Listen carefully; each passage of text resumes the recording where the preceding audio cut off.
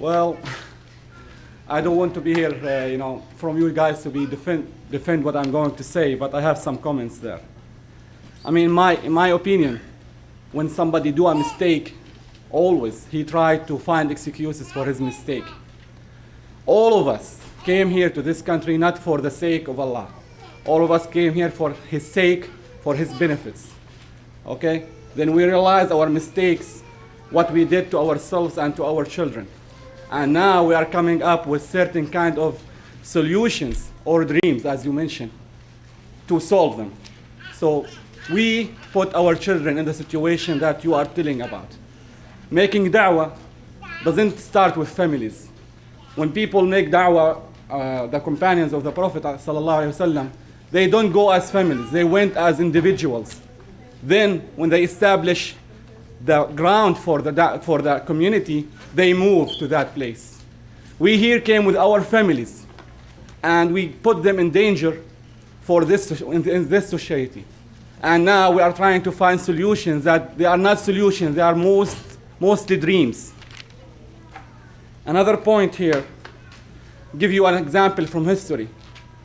Going back to our home countries is much more important than staying here. Listen to what Europe did, during the Black Ages of in Europe. They went to the Islamic countries, learned there the science in all aspects. Then they went back to their places and developed their countries, and then they became the first in the world.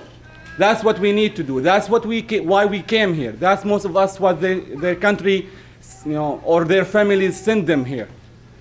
We put our benefits first, not our ummah's benefits first. That's our problem.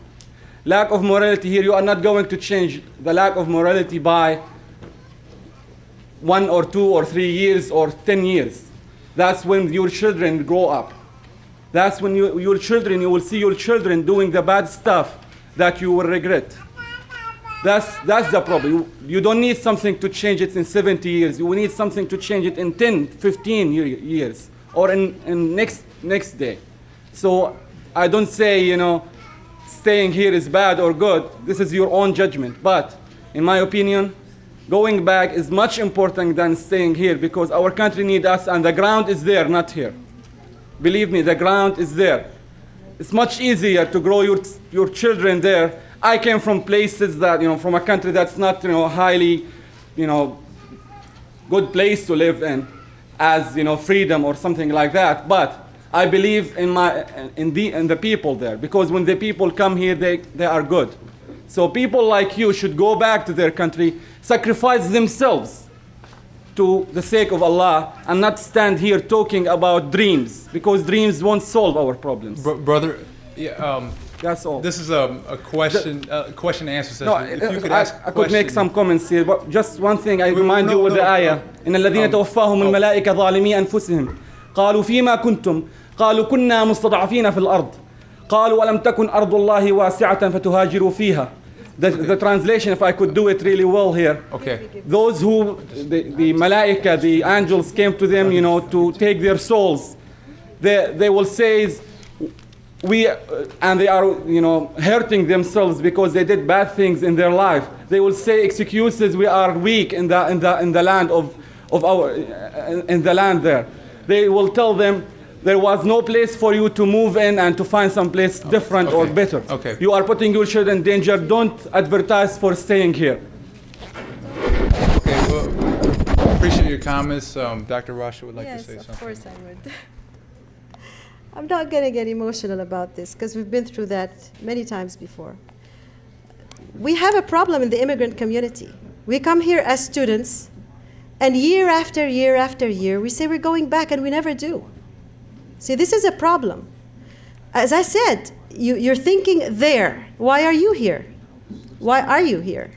And if you're here temporarily, then this is not where you should be discussing things.